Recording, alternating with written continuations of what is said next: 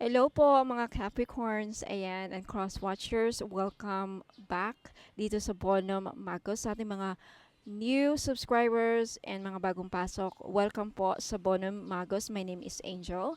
Ayan, so Capricorns, I'll be doing your bonus reading for today. Tignan natin. Okay, kung ano ang masasagap nating energy para sa ating mga Capricornians and Cross Watchers. Bonus reading for our Capricorns. Spirit guides and angels, bonus reading para sa ating mga Capricornians.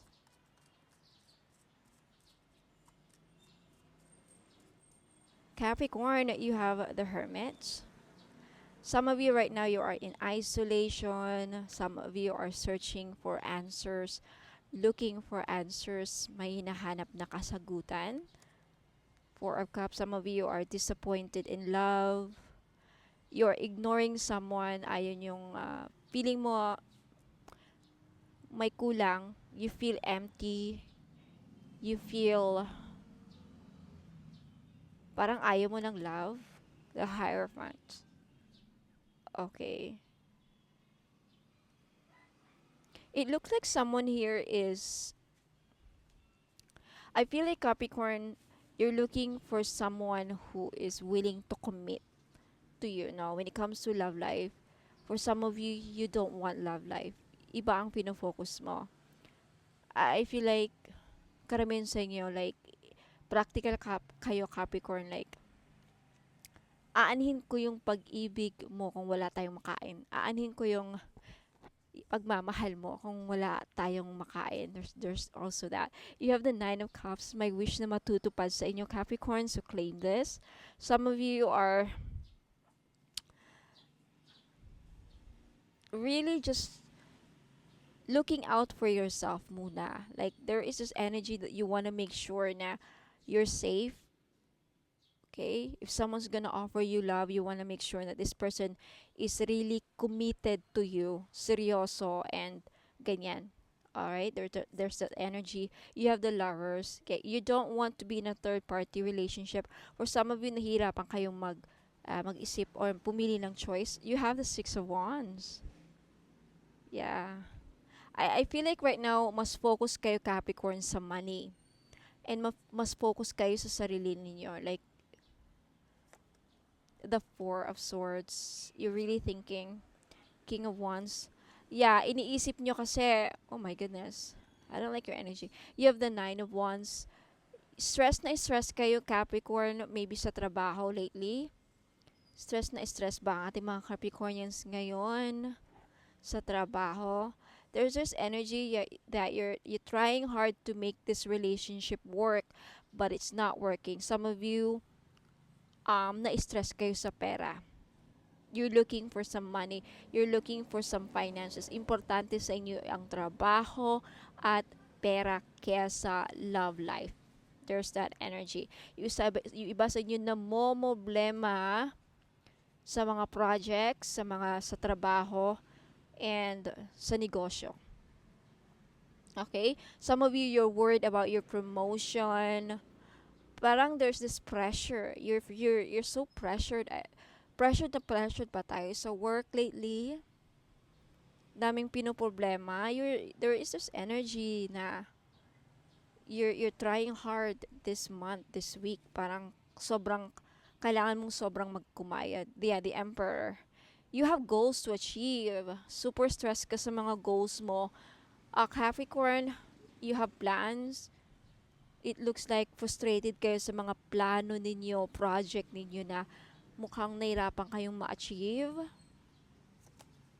You have the Fool. Naghahanap kayo ng kaginhawaan. Of course, we all do. You have the Queen of Pentacles. Finally, I was looking for like, sana naman maganda ang reading ni Capricornians. Look at this. Lumabas din.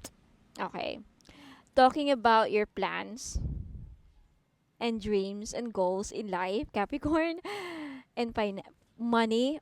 Wow. Kaginhawaan nag-aantay sa inyo, I swear.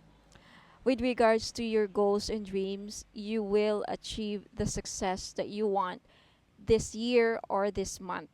Okay?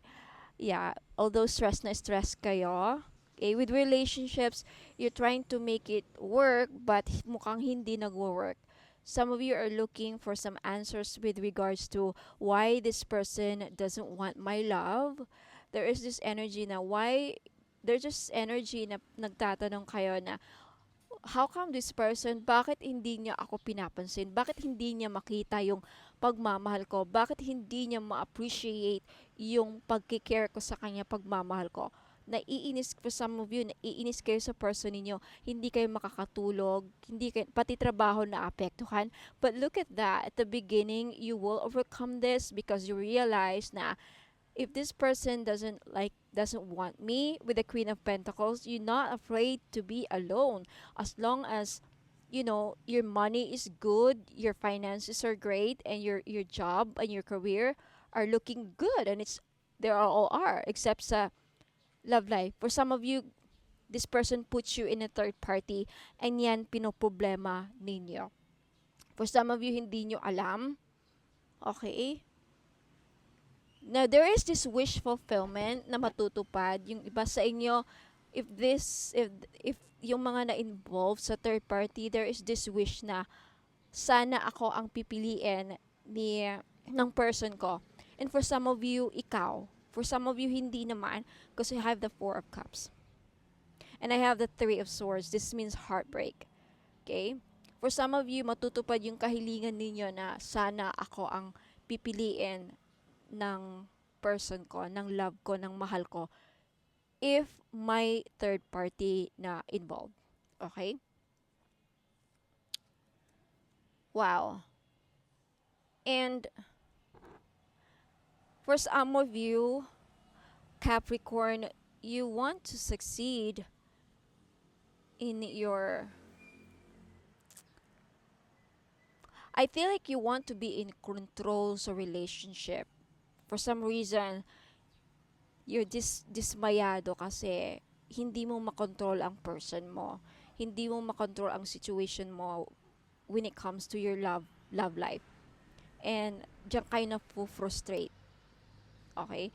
Naiinis kayo na yung person, for some reason, naiinis kayo na for some reason, yung person mo, bakit pa siya nahihirapang pumili, binigay ko na sa kanya lahat. It looks like you wanted to give this person everything with the Emperor and the King of Wands.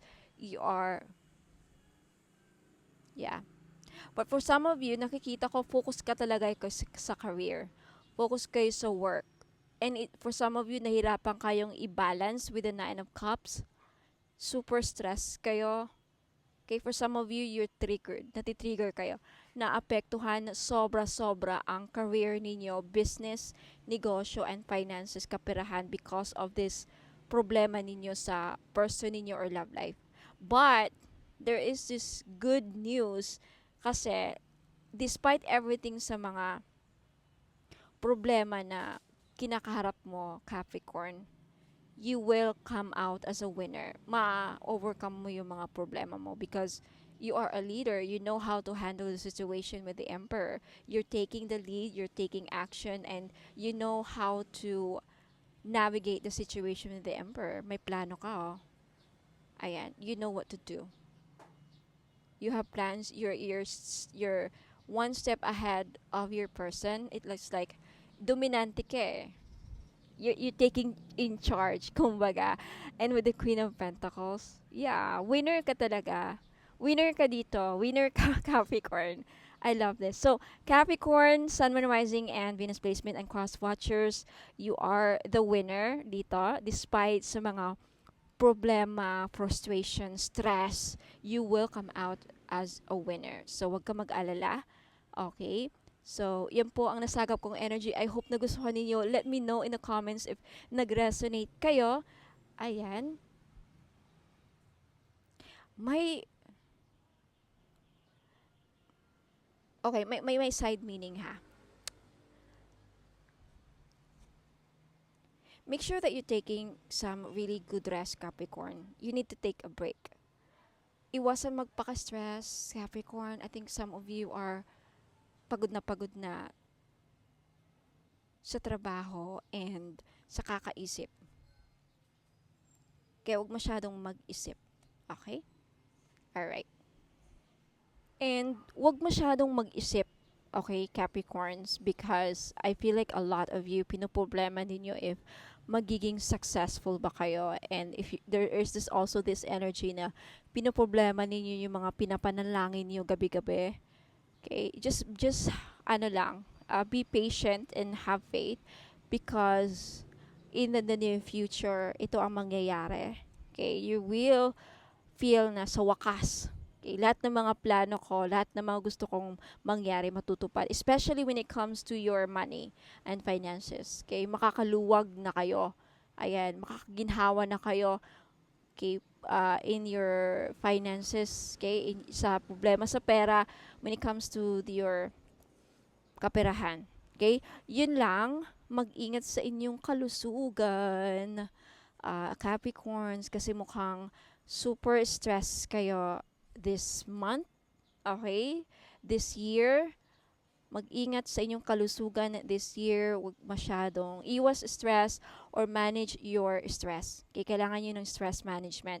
Huwag masyadong, kasi mukhang hindi na kayo makakatulog sa kakaisip sa pera. But, darating yung time na you will feel na makakaginhawa rin kayo in the end. Okay? You will come out as a winner in the end. Okay? Basta try to balance your life this year or this month. Okay? So, ayan po, Capricorns and Cross-Watchers, yan po ang yung reading. Meron para akong i-flex na mga items. Huwag po kayong aalis because babalik po ako. And for those of you na naghanap po ng Latin prayers, okay? Bestseller sa akin ngayon yung Latin prayer para makabayad ng utang, makasingil ng utang, mabayaran na sila ng nagkakautang sa kanila. Marami akong mga prayers sa Latin. Hanapin nyo lang yung Facebook page ko, Ladybug PH, and mag-message po kayo doon. So, Capricorns and Cross-Watchers, don't go away kasi meron ako ibang flex na mga items. And so, I'll be right back. Ingat po and God bless. Ayan, mga madam and sir, sa mga naghahanap po ng Latin prayers, okay, meron po ako. 100 each lang po. So, mag-message lang po kayo sa Ladybug PH. Ayan, Facebook page po yan, okay? Meron tayong prayer for employment. Ayan, sa naghahanap po ng hindi basta-basta na trabaho. Like, malaking kikitain na trabaho. Ayan. Or magandang trabaho, yung pangarap mo na trabaho. Ayan. You also have prayer for home ownership sa mga gustong makakuha ng bahay, makapagtayo ng bahay, ay makabili ng bahay. Ayan. Prayer for debt freedom, yung mga maraming utang, gusto nang mabayaran. And pwede rin po ito sa mga taong gustong ipagdasal yung mga nangutang sa kanila para mabayaran sila. You also have prayer for generational wealth, prayer for strength and perseverance, prayer for protection, prayer for loving relationships, prayer for health and wellness, prayer for financial prosperity, prayer for abundant blessings, prayer for abundance and overflow, prayer for career and business success, prayer for success in all endeavors, prayer for justice, and prayer for good fortune. So, if lahat yan gusto mo, 1,500 ang babayaran nyo. Okay? Kasi 100 each. Okay? But meron akong pangkalahatan, iba siya, okay, 700 pesos. Okay, lahat na. Okay, pero yung iba wala dito. Okay? Yung pangkalahatan is, kumbaga, nandun na yung pangpaswerte, protection, problema sa love life, problema sa pera. Okay? Pero mas maganda yung itong tigwa 100 kasi very specific po siya. Okay, so sa mga interesado po, again, mag-message na po kayo sa Facebook page ko. Hanapin nyo po yung Facebook page ko, Ladybug PH, and then mag-message po kayo doon. Mga madam and sir, ini-invite ko po kayong sumali sa ating paraffle game. Ayan, you'll have a chance to win jewelry items worth more than 10,000 pesos po. Okay, for only 100 pesos, pwede kayong makasali. Ayan, pumili lang kayo ng mga numbers from 1 to 100. Ayan, for every slot, ayan, 100 pesos po. And you can avail or you can buy many slots, as many as you want. Okay, so, Ayan, for example, if favorite number ninyo ang 33 and number 7, ayan, magbayad kayo ng 200. Okay, para sa dalawang numbers na kukunin ninyo. And ira-raffle natin yan sa raffle date na ibibigay ko. I-announce ko po sa Facebook page. Ayan, and ang gagawin ko po is yung huling number na mabubunot ko, siya po ang mananalo ng mga jewelry items, okay, na worth 10,000 pesos. Ayan, kung pwede nyong ipamigay yung mga items pag napanalunan ninyo or pwede ninyong ibenta. Okay, nasa sayo yan kung anong gusto nyong gawin sa mga items. So, for only 100 pesos, may chance po kayong manalo ng mga jewelry items. Kaya message na po kayo sa Facebook page, Ladybug PH Tarot. Ayan mga madam and sir, sa mga naghahanap po ng mga evil eye bracelets, ayan meron tayong pangmalakasan. Okay? Lakas makasosyal to mga madam. For only 300 pesos each. Ayan. Paunahan po sa pagbayad. Okay, message nyo po ako sa Facebook page Ladybug PH. Ayan. Okay. Because sa ngayon pa lang, as of now, okay, madami nang bumibili. Okay, magiging bestseller ko ata to. Okay, so ayan, huwag na kayong pahuli, okay? Message na kayo. Sa mga naghahanap po ng mga pampaswerte, meron akong one full necklace. This is a Chinese pampaswerte. Okay, one full, pinagdadala ito ng blessings, prosperity, abundance, good fortune, ayan, pampaswerte, and happiness. Ayan, so this is only 300 pesos, may libre na siyang red bracelet. Kaya wag na kayong magpahuli. Okay, message me sa Facebook page Ladybug PH kung gusto nyong bumili. Sa mga naghahanap naman po ng money magnet oil or pampaswerte, panghatak sa kaperahan. Okay, I have money magnet oil for only 299. May libre ng red bracelet. Ayan, wag na kayong pagpahuli mga madam and sir. Iilan na lang po ito. Okay, ipahid nyo lang sa pulso, sa kamay ninyo or sa likod ng tenga ninyo. Ayan, kahit saan pwede nyong ilagay. Okay, pwede nyo lang din dalhin kung ayaw nyong gamitin. Ayan, pampahatak po ng pera. Okay, mag-message po kayo sa Facebook page ko, Ladybug PH po. Ayan, mga madam and sir, welcome back. Ayan, so sa mga naghanap po ng pampaswerte, ayan, meron po tayong jade necklace. This is only 300 pesos each. Ayan, pampaswerte sa sugal, pampaswerte sa buhay, lahat na po, pampaswerte sa pag-ibig. Yan, jade is for good luck. Kaya kunin nyo na. Okay, message nyo po ako sa Facebook page Ladybug PH. Ayan, mag-message po kayo. Sabihin po ninyo, ma'am, pabili po ako ng jade necklace, 300 pesos. Ngayon sa mga namumblema naman dyan sa pera, meron tayong green aventurine. Maganda po ito panghatak sa pera. This is a money magnet stone, yung green aventurine. So, if namumblema kayo sa pera, hindi kayo maka-loan, hindi kayo makabenta, hindi kayo parang walang pasok, walang perang pumapasok, no? So, kailangan po ninyo ng green aventurine necklace. This is only 300 pesos, kaya mag-message na kayo bago pa kayo maunahan. Now, sa mga namumblema naman sa kanilang love life, meron tayong rose quartz necklace. 4 pieces lang po ang available sa ngayon. Pero wag po kayong mag-aalala kasi magre-restock po ako in the future. So, sa gustong bumili, ayan, mag-message lang kayo sa Facebook page Ladybug PH or dito sa Facebook page if naka-post po ito sa Facebook page, ayun, mag-PM na po kayo.